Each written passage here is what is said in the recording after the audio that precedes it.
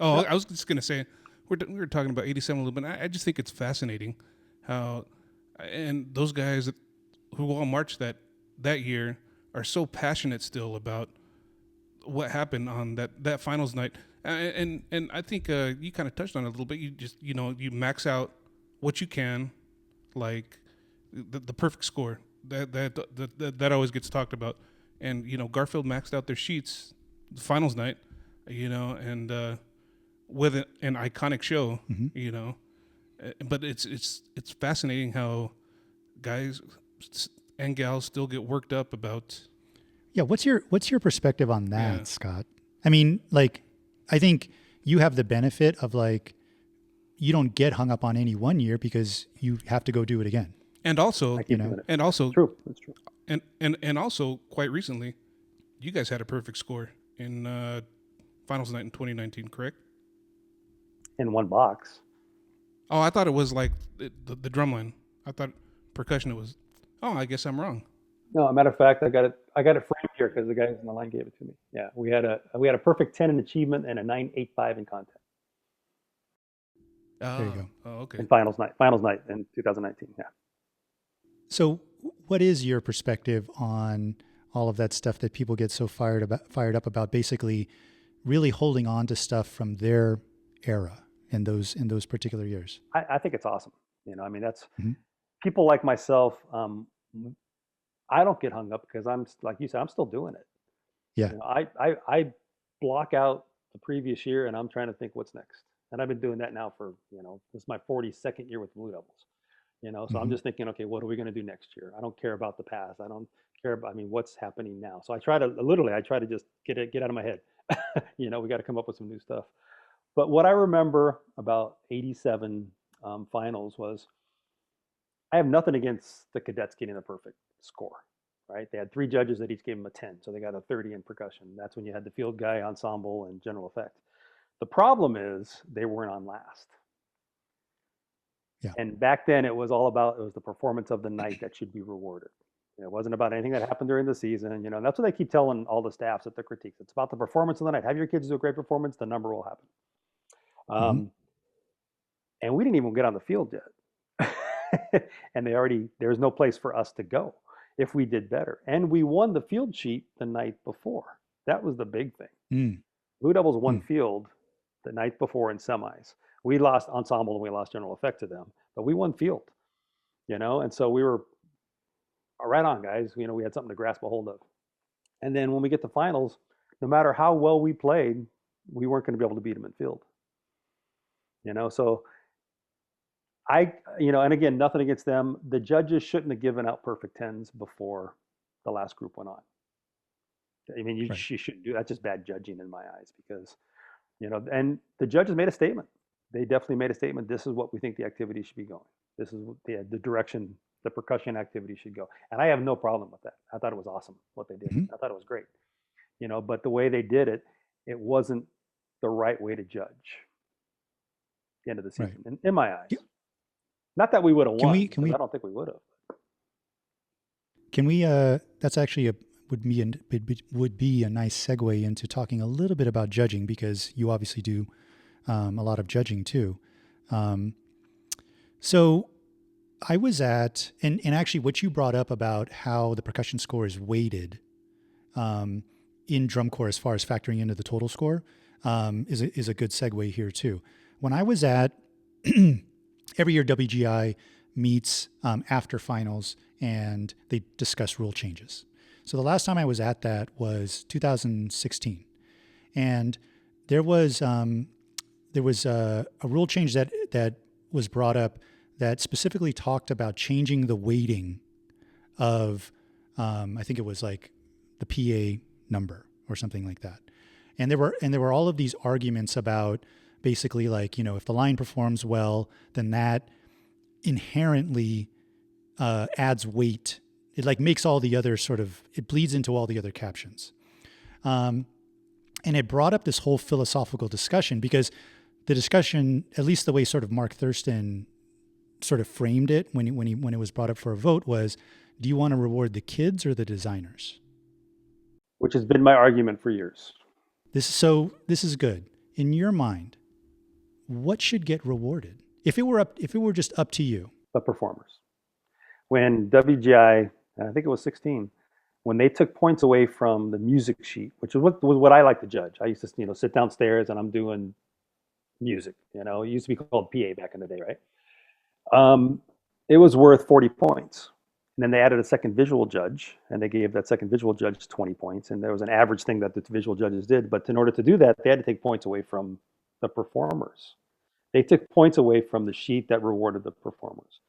And I know a lot of the staff guys, because I'm a staff guy, not anymore in the indoor world, but I'm still a staff guy. But they really wanted to be rewarded for the design. And I kept thinking, it's not about you. It's not about you. And that's a weird thing to say nowadays, because nowadays a lot of people sell their shows. If the organization is successful, I mean, people can make a real good living. Absolutely. And a judge can make the difference if you're getting a paycheck or not, which is crazy when you put it in those terms nowadays. But that's kind of the reality situation now. So the designers wanted to say, hey, reward me for what I'm doing so I could make a living, and it's like, and that's when, I almost left WJ a couple of years ago, to be honest, because I saw the direction. I didn't like the direction it was going. I've always been about the players, which is why I judge what I judge there. I sit down and I always say, I got the best seat in the house. Nobody can sit in front of me. Get out of my way. I'm going to sit right here and I'm going to eat up everything from what these kids, the independent guys, what they're doing nowadays is insane. And it's friggin' awesome, and they're now getting points taken away from them, which kills me. Yeah. So now let me ask you this, because there's that aspect of it of like how much should that be rewarded as far as like the total number. But then I remember very specifically a part of this conversation at the board meetings. What should the performers get rewarded for? Which is an interesting conversation. Like what is demand? What is difficult? Right. And I'm sure this is something that factors into conversations you guys have in critique with the drum corps, because is it, it's weird. It's like this old adage of like, does it go back to like notes or musicality, like that sort of really sort of generalized thing? What should the kids get rewarded for doing? I was on the task force for many years with DCI, right? And one year I was on the task force. Yeah. It was a DCI meetings, same as WGI does every year, right? They had the DCI meetings with all the instructors, and a few judges were there, but not all of them. And Glenn Fugit was the caption head for percussion. And he wanted me to put together 3 excerpts that I was going to play. Something very airy, 8th note, quarter note, triplet oriented, some musicality, some different heights and this and that. Something in the medium, and then a hero thing. Mm-hmm. So I took a pad, took some sticks, handed out this music to everybody. Okay. And the whole concept was, what is demand? What's hard? Right. What's hard for a drum line to play perfect?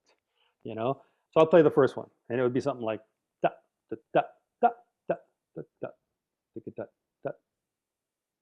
da da. That was the first one. Second one, da da da da da da da da da da. Third one, char char char char char chicka chicka chicka chicka. Hero, they're just ramming, right? Yeah. I was amazed at the arguments from the instructors, which one was harder. Right. Amazed.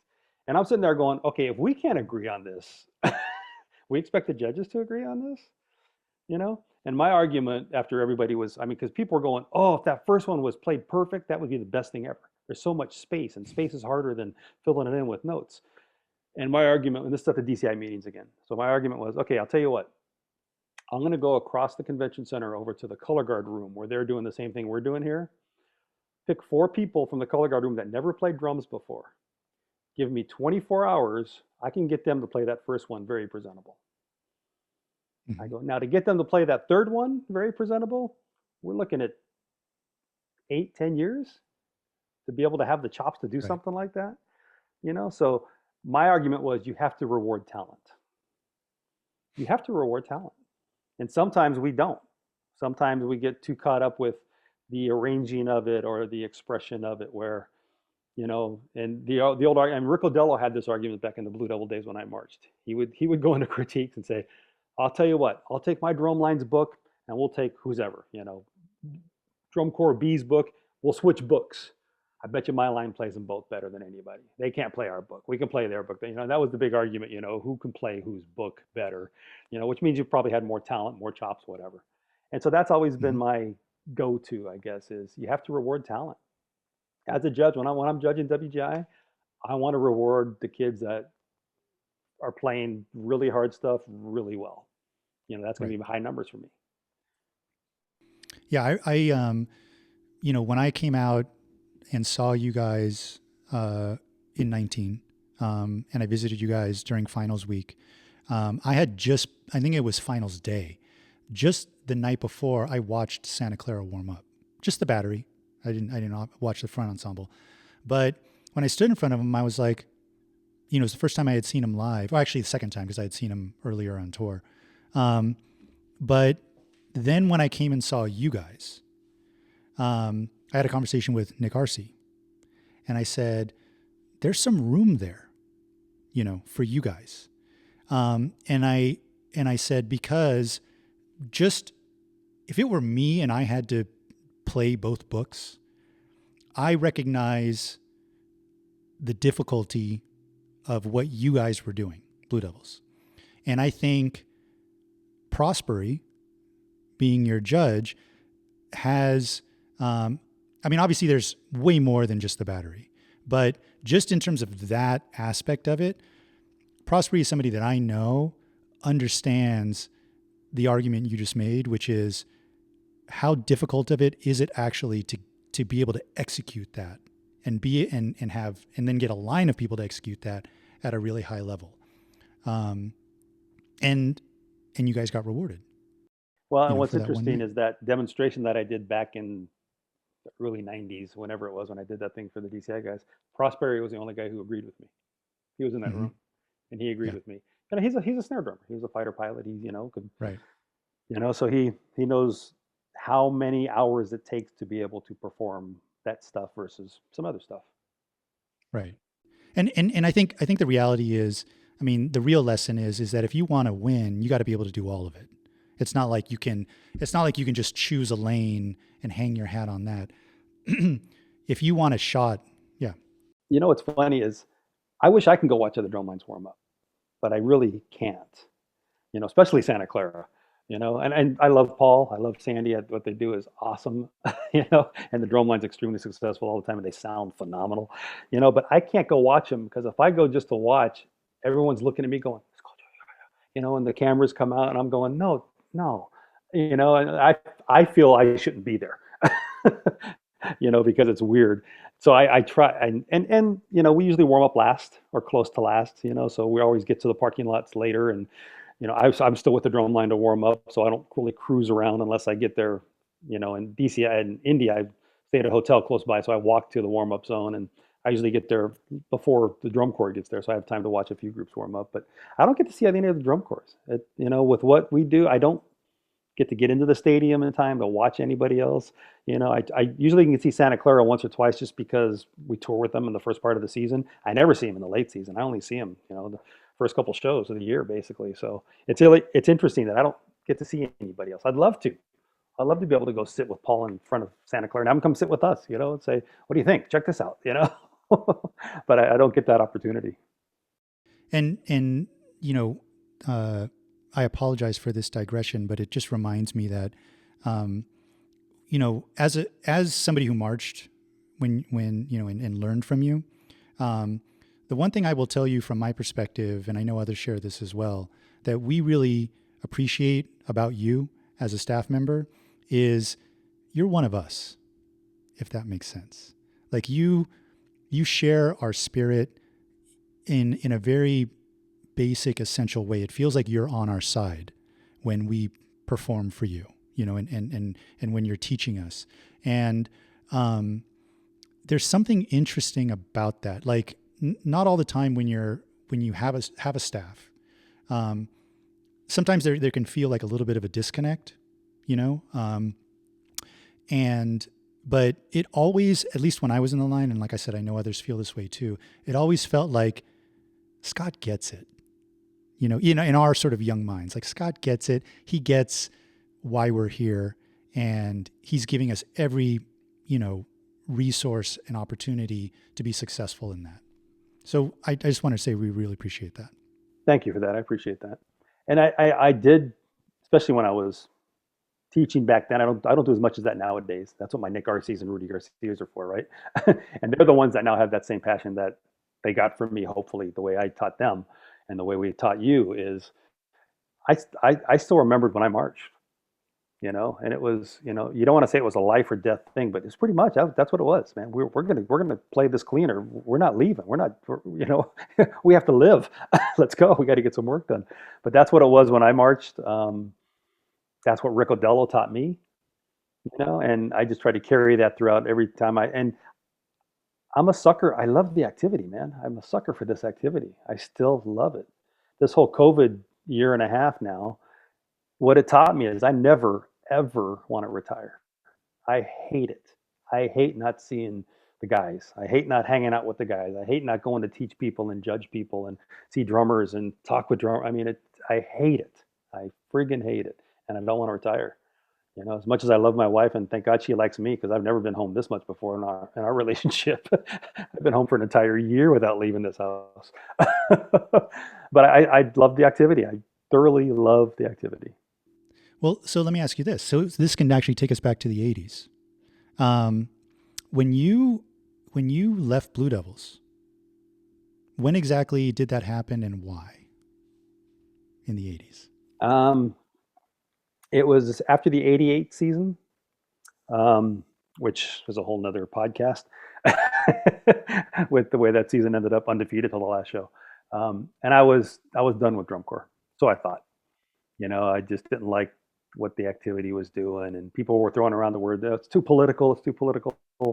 I didn't really believe in the politics of it. I just thought, God, this is just not fun anymore. So I bailed. I told Float, hey, I'm going to leave. I'm out.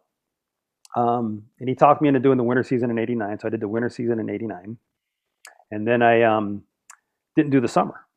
And matter of fact, it was Larry Cohen, who was in the snare line in 89. He was section leader, I think, that year. And my last camp before I stopped I think it was Memorial Week. I think it was the Memorial Weekend camp. And Larry put on silver dot heads on all the snares just for my last camp, because we were Kevlar by then, right? And I hated it. I hated the Kevlar. And so for the last camp, the snare line put on the heads just for me, so I could, hear that line one more time the way I remember it. So that was very cool. So I sat home all summer of 89. I started a company with my buddy Terry, who I marched with forever, who was the best man at my wedding. We started Diablo Valley Digging, and we dug swimming pools. I drove a Bobcat. We had a dump truck, and we parked it at Mars, where the Blue Devils rehearsed. That was we parked all of our equipment there, and I helped literally grade Mars and build the building and all that stuff back in the day. But yeah, we parked our equipment there, and we dug swimming pools all summer. And it was 90, which is a really weird story I won't get into. But I realized it's time to teach again. I need to teach again. I wasn't having fun anymore doing this construction stuff. It was like, for us old school Disneyland guys, it was an e-ticket back in the day. Driving a Bobcat, you had these two handles, and you're popping wheelies and spinning on a dime. And I mean, I had a great time. But then it got to be work. It got to be labor. And it got to be, this isn't what I was meant to do. I was meant to teach drums. And I ended up going back to the Blue Devil office in the beginning of 90. And Mike Moxie was the director at the time. And I sat down. I go, hey, Mike, I talked with Float. He said to talk to you, man. I want to come back. And he goes, well, I'd love to have you back, but we can't pay you anything. I'm going, well, that sucks. They used to pay me pretty good. I go, and so it was like, well, that's kind of a bummer. And he goes, yeah, I'm sorry, but we're paying Tom and Catherine, and he named off the new staff members. And he goes, we just don't have the budget for you. If you want to teach, we'd love to have you, but we can't pay you. So I go home and I'm kind of depressed. I'm going, well, that's a major bummer. And I call up my best friend, Glenn Crosby, at the time. People don't know Glenn lived with me too for a while when he first came to Blue Devils. We're literally brothers from different mothers, and We were mistaken for twins once at a bank, cashing one of his checks. This bank, It's the probably bank the had hair. said It was probably it it was was definitely probably the the hair. hair. It was definitely the mullets. Did you guys have competitions to see who could grow the longest mullet? Not that I know of. Probably indirectly we did. Yeah, we so he lived with me for the first couple of years that he came out the Blue Devils. But I called him up and he was teaching Santa Clara at the time, 88, 89. And this was right after the 89 season, going into the 90 season. And I told him, and he's going, "What's up, man?" I go, "Man, I'm pissed off. The Blue Devils don't want me to come back. They can't pay me. And so I'm venting to him. And this is before cell phones. This is landline, right? The cord to the wall. And he hangs up on me. And this is how I remember the story, at least. Glenn doesn't remember. He says, "I didn't hang up on you." I'm going, "Yes, you did." But he hangs up on me, and I go, "That's rude. What the heck?" So I hang up the phone, and a couple minutes later, the phone rings, and I hear, "Yo, you're hired." And it was Ralph Hardiman. And I go, "What?" And I've known Ralph since the 80s, right? I mean, I grew up competing against Ralph with all these 80 Blue Devil drum lines, and he was doing Santa Clara. I even knew him back in the 70s. So we have a major history together, good history. And I go, "I can't teach the enemy. I can't teach the red guys." He goes, "Come on, man, you got to. And he talked me into doing it. And I'm going, "Okay, I'll do the winter season," because I was still doing the construction thing. I still wanted to keep that going. So I wasn't going to do the summer. Right? So I was just going to do the winter, and I'll do the winter with Santa Clara in 1990. So I went over to Santa Clara in 1990, did the winter season, and that was so healthy for me. To hear how Ralph taught compared to what I was used to with myself and Float. We were so vertical alignment, technical. Ralph never used those same words. He used musical words. You need to blend better. "Johnny, you're not blending with Billy." And I'll walk up, "Johnny, you're late. You're slow." you know. But the way Ralph talked to them, and it came out in the end in the music, it came out different sounding because of his approach on how he taught the drumline to play music, and it was fascinating to me. And so I'm absorbing as much as I can during that winter season.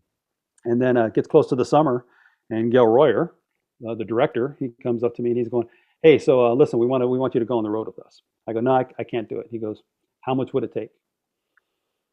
I should have said a higher number. I told him how much it would be a month, and he goes, "Okay, pack your bags. You're going on the road with us." And I'm going, "Yeah, I wasn't planning on leaving for the summer." So now I'm on tour with Vanguard in all of 1990 during the summer. The end of that year, 2.5, 3 weeks to go of the season, Ralph had him and Gail Royer didn't get along great. There was definitely a little rub there, and Gail would go off on people without even hesitation at times, and he went off on Ralph in front of an audience at the Dallas show, on the field, on the track, while the choir is waiting to go on, and here's the director screaming at Ralph Hardiman, and it was bad. And Ralph just basically, after that show, he says, "Guys, I'm out." And he left. And he quit the Santa Clara Vanguard that night. He was amazing. He called me and Glenn into the motorhome. It was the next day we had a free day in Houston, I think it was. And so we had a free day. And so he calls Glenn and I into the motorhome. And he stayed up all night and he handed us this package of handwritten letters addressed to each member of the drumline individually. And it was his, "I have to leave. This is why. I know you could do this." And it was literally personalized for every member of the percussion section, including myself and including Glenn, that he gave us these letters. And then he left, and that was it. And so everybody's moping around going, "What are we going to do?" And I'm going, "We're going to win. Let's go. Get up. Put them on. Sticks up, shut up. Let's go. We're drumming. We got 2 weeks left," or whatever it Man, was. I've never heard this story. I never knew that. Yeah, not too many people have. But so the rest of that tour was me and Glenn. Ralph was the caption. He was the main arranger. I mean, I did some arranging that year. I brought grace notes to them that they didn't play, and that whole teaching experience, was fascinating because, like I said earlier, with the Blue Devil guys, everybody could play everything. We just had to get them to play it together. Vanguard, when I first started teaching there in 90, I was teaching snare drummers how to play a flam drag, which I never had to do that in Blue Devil, so everybody knew how. We just had to get them to play it the same way. But literally, guys are going, "So that, and I'm going, whoa." And it was, like I said, it was very healthy for me. I mean, I was really getting my teaching chops, as far as teaching at every level now. And it was awesome. And again, with Ralph's mentorship and just the way he addressed the line and talked to the line was fascinating to me, to the point where I was trying to absorb as much as possible.